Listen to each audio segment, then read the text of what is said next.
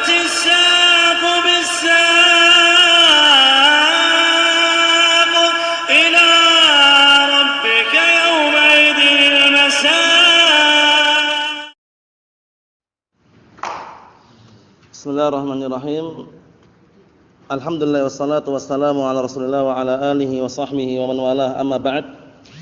Insyaallah taala pada kesempatan hari ini barakallahu fikum kita akan memulai membaca kitab yang sangat masyhur dan juga terkenal di dalam tahapan mempelajari ilmu nahwu, yaitu kitab Matan Al-Ajrumiyah karya Al-Imam Abu Abdullah Muhammad bin Dawud As-Sanhaji rahmatullah alaih.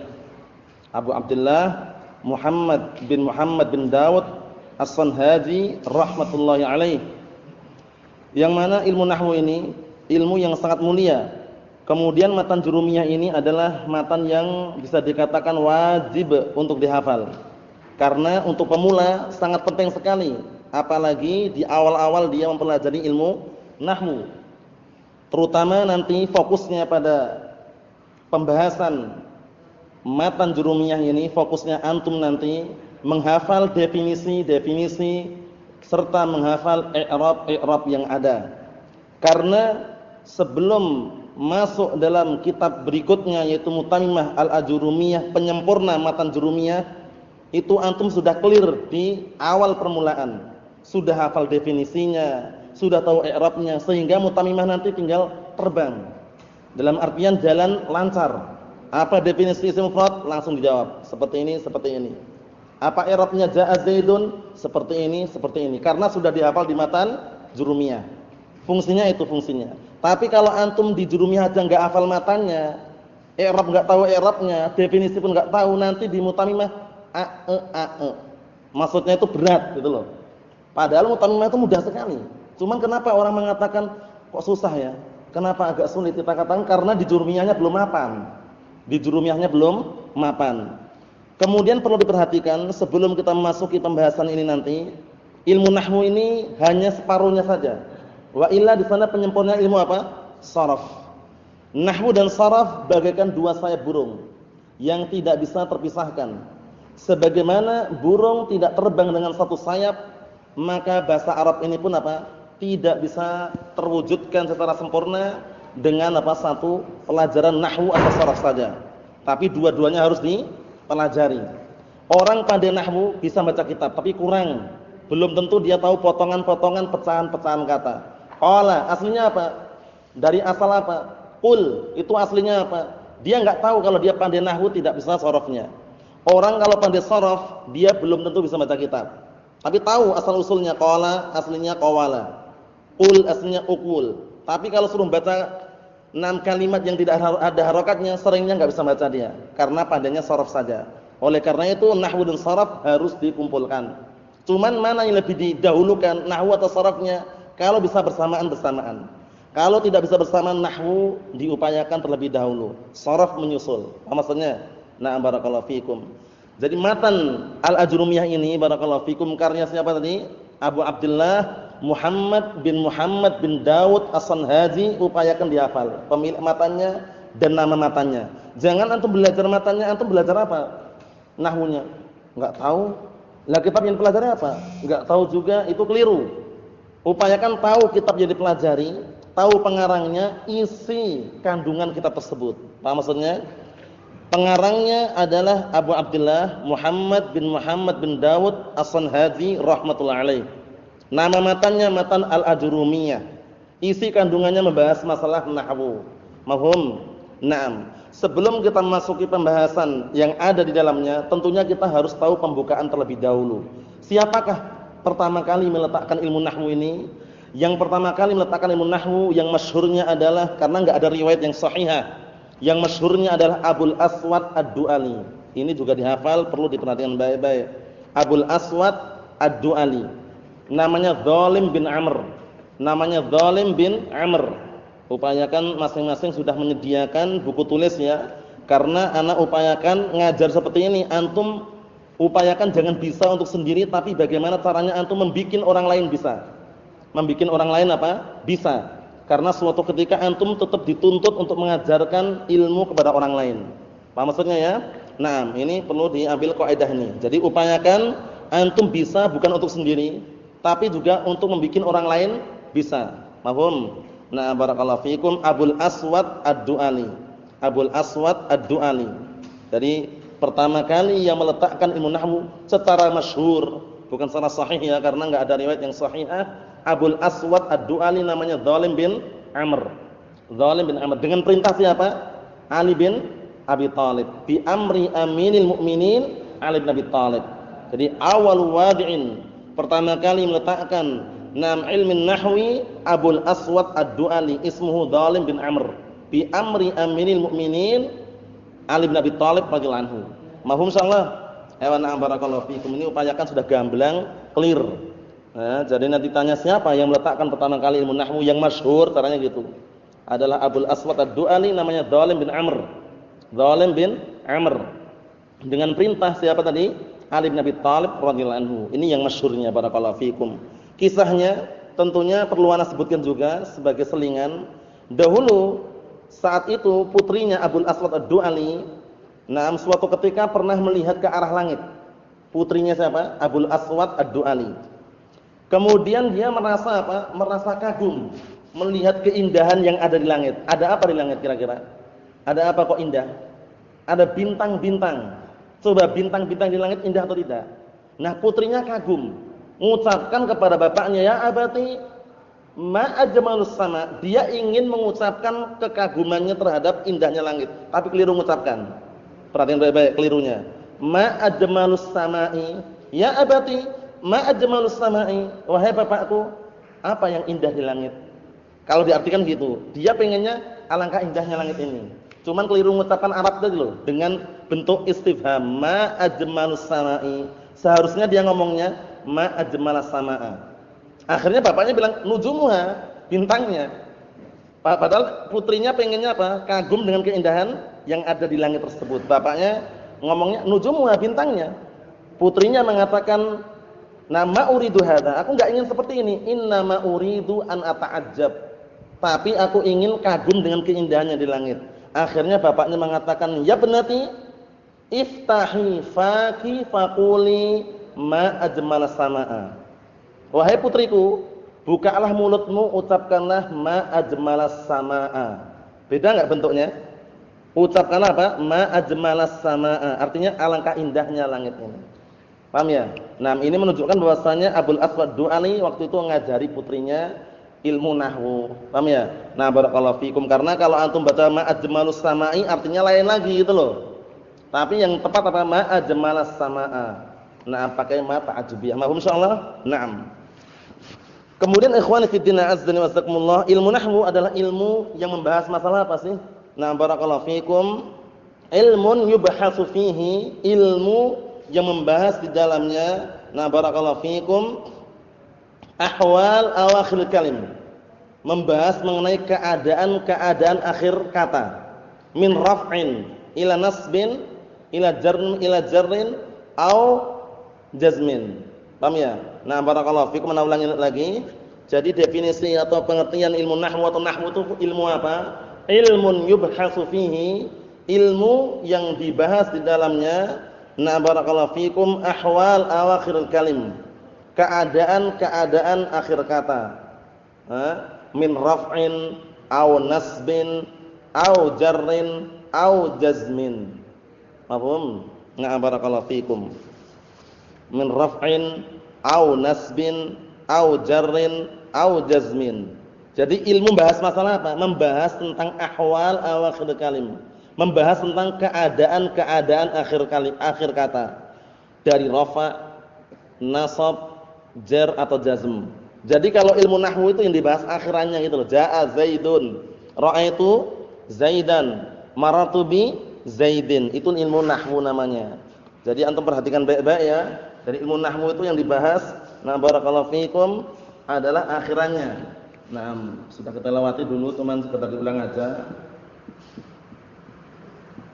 Contohnya di sini,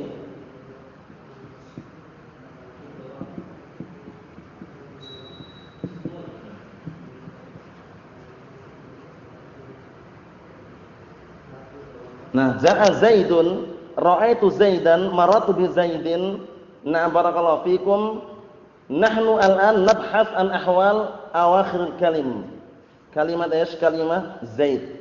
Sekarang kita membahas keadaan akhir kalimat, itu kalimat apa? Akhir kata Zaid ini.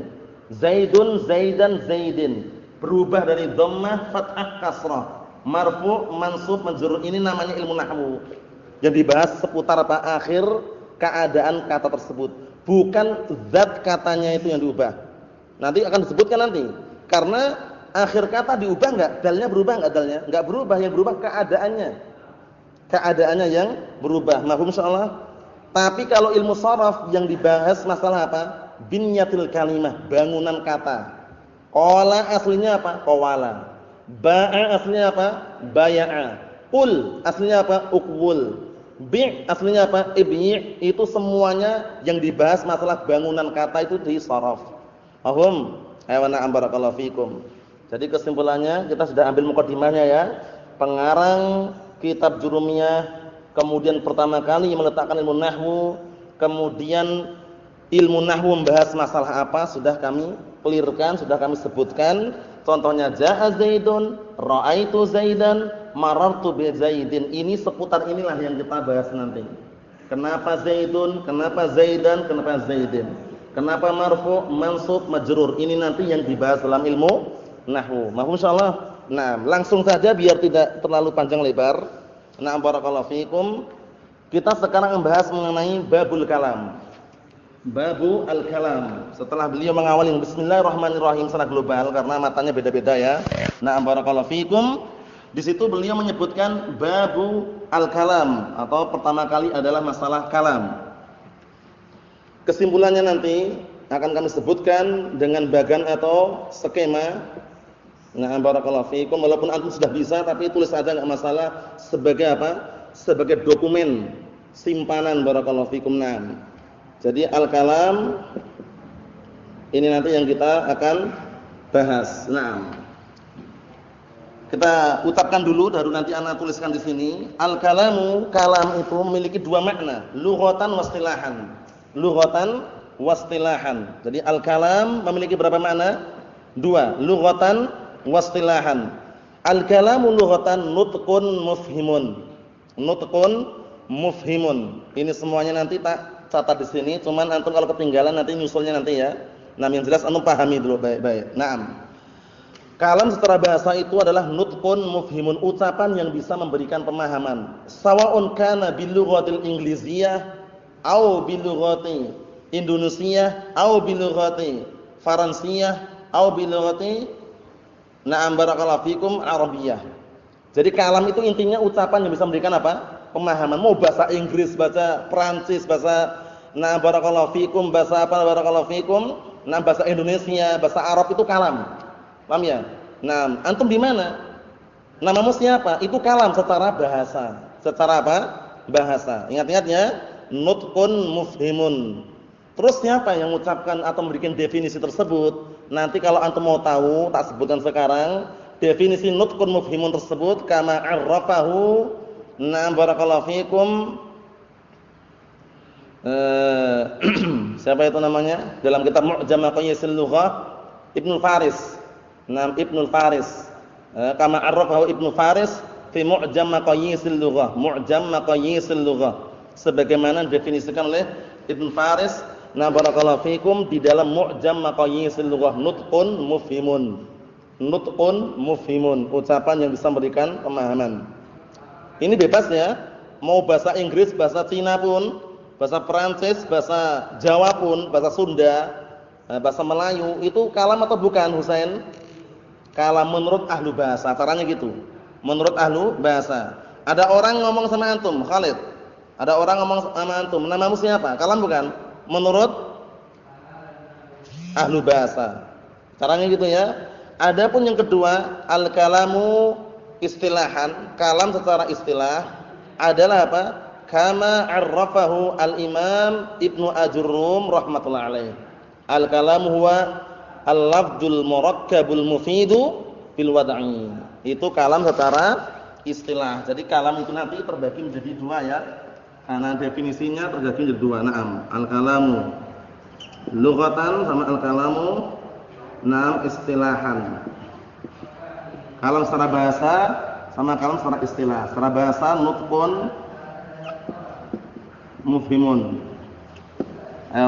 Nah, secara istilah al-kalam huwa al-lafdu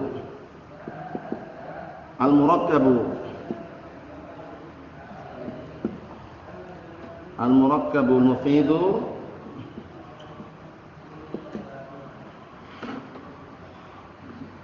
bil wad'i.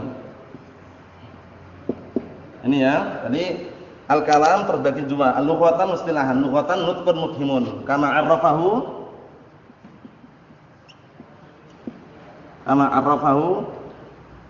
Ibnu Faris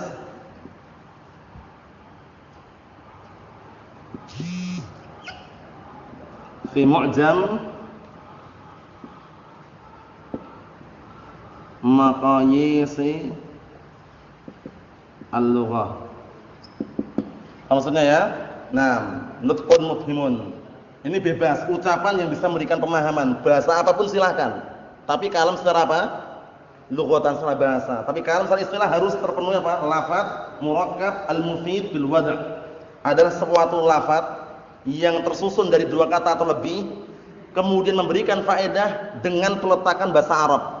Bil wad'i al-arabi. Langsung Anda tulis ini, bil wad'i al-arabi. Biar nanti antum enggak bingung walaupun disebutkan di dalam syarah-syarah. Naam.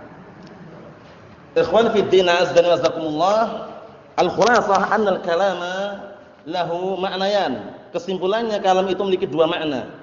Ma'nan fil lughah wa ma'nan fil istilah. Ma'nan fil lughah wa ma'nan fil istilah. Ma'nan fil lughah nutqun mufhimun. Mafhum? Sawa'un kana bil lughah al-ingliziyah aw bil lughah al-faransiyah aw bil lughah indonesiah aw bil lughah arabiyah, sumya kalaman 'inda ahli lughah. Dinamakan kalam menurut ahlu bahasa. Mafhum? Amal kalamu fil istilah fala budda an yastami'a fihi arba'atu umur. Fala budda an yastami'a fihi arba'atu umur. An yakuna lafdhan, an yakuna murakkaban, an yakuna mufidan, an yakuna biwad'il arabi. Perhatikan baik-baik. Adapun kalam secara istilah harus terpenuhi padanya berapa? 4 perkara. Terpenuhi padanya 4 perkara. Pertama, harus lafaz. Kedua, harus murakkab. Paham ya? Nanti kami jelaskan satu persatu. Definisi lafaz apa, murakkab apa, mufid apa, bil wad' apa. Cuman pertama harus lafaz, dilafadzkan. Kedua, murakkab. Ketiga, mufid, memberikan faedah yang sempurna. Keempat apa? Biwad'il arabi, dengan peletakan bahasa Arab. Berarti kalau kalam secara istilah kok bahasa Indonesia, bukan kalam. Harus dengan bahasa Arab. Paham ya? Di mana bapakmu? Kalam bukan? Menurut ahlu bahasa. Caranya gitu. Paham ya? Aina abuka? Kalam aula? Indaman? Indal istilah. Caranya gitu. Paham ya? Nah, itu perlu diperhatikan baik-baik. Jadi untuk definisi kalam sudah kami clearkan, ada 2 definisi, lughatan istilahan. Ini semuanya dihafal. Semuanya kami harap hafal semuanya. Paham ya? Definisi ini penting sekali. Nah, untuk masalah lafaz, barakallahu fikum, murakkab, mufid, bil wad'il arabi, kami clearkan sekalian sekarang. Cuman antum perhatikan baik-baik. Barakallahu fikum. Al-lafdhu, ini definisinya di sini. Al-lafdhu sautun mustamilun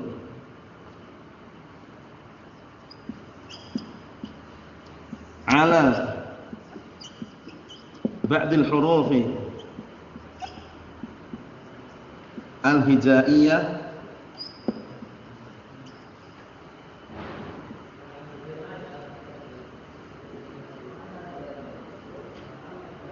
allati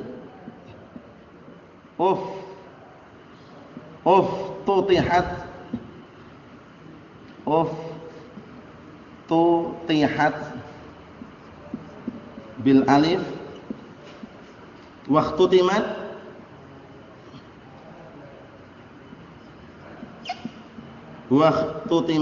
Ini bacaan yang keliru ya. Waktu timat bil apa? Bil ya.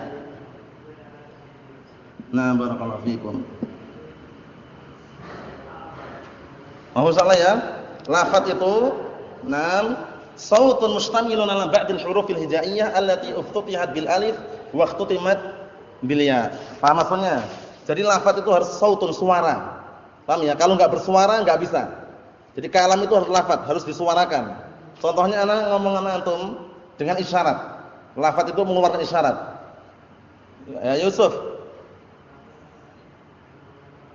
Antum paham enggak isyarat seperti ini?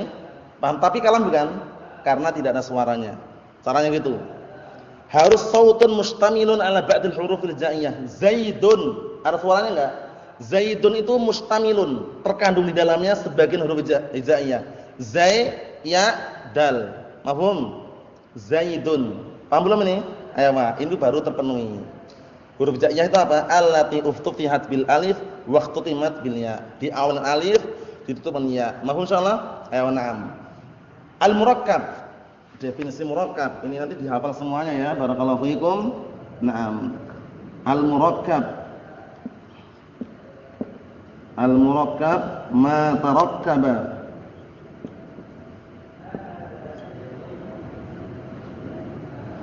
min kalimatain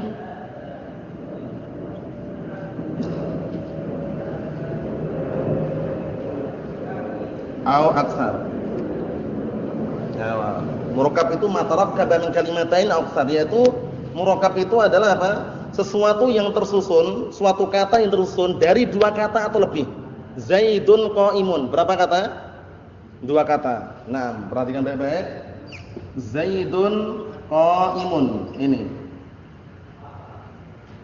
Zaidun qaimun. Di sini dua kata, satu, dua. Ini namanya apa? Murakkab. Jadi kalau cuma satu toh, Zaidun murakkab bukan? Bukan. Qaimun murakkab bukan? Bukan. Jadi Zaidun qaimun, nah barakallahu fikum, ini dikatakan murakkab karena tersusun dari dua kata atau lebih. Lebih contohnya apa? Contohnya jaa Zaidun abuhu atau jaa Zaidun abuka. Jaa Zaidun abuka. Jaa Zaidun abuka. Lebih dari dua kata enggak? Nah, ini namanya adalah murakkab. Paham? Nah, jadi murakkab itu matarakkaba min kalimataini au aktsar. Nah, kemudian berikutnya al-mufid. Jadi di samping dia tuh ada suaranya, mencakup sebagian huruf hijaiyah, kemudian apa? Tersusun dari dua kata atau lebih, mufid, yaitu memberikan faedah. Nah, barakallahu fikum. Al-mufid, definisinya ini nanti ma afada faidatan tamatan. Nah, ma afada faidatan tamatan. Nah, barakallahu fikum, bihaitsu anna as-sami' la yangtadir syai'an akhar.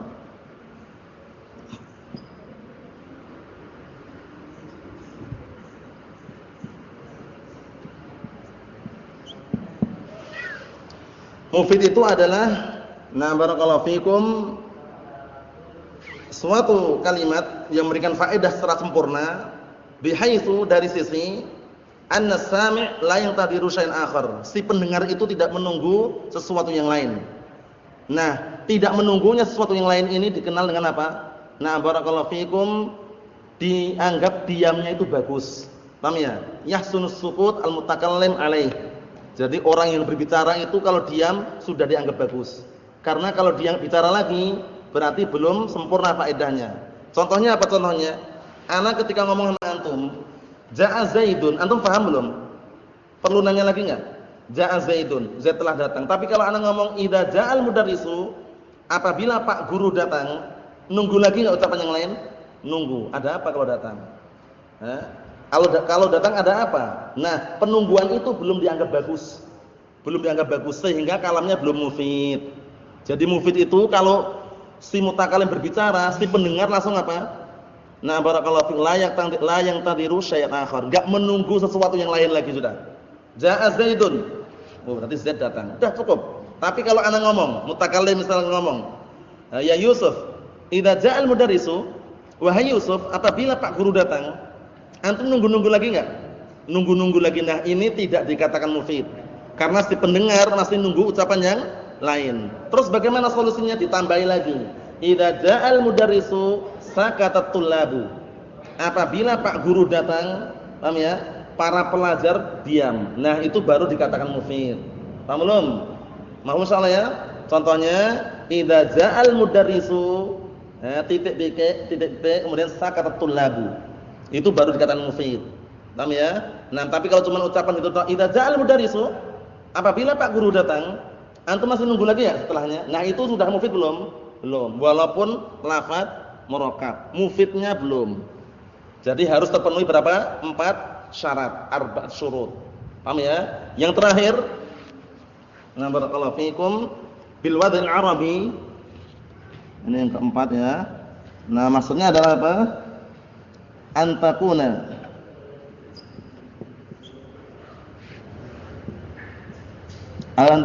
al-alfaz allati natakallamu. Nanti tulisannya kalau nggak bisa dibaca tanyakan ya. Soalnya ini khot nafsi ini. Antakuna al-alfaz allati natakallamu biha minal alfaz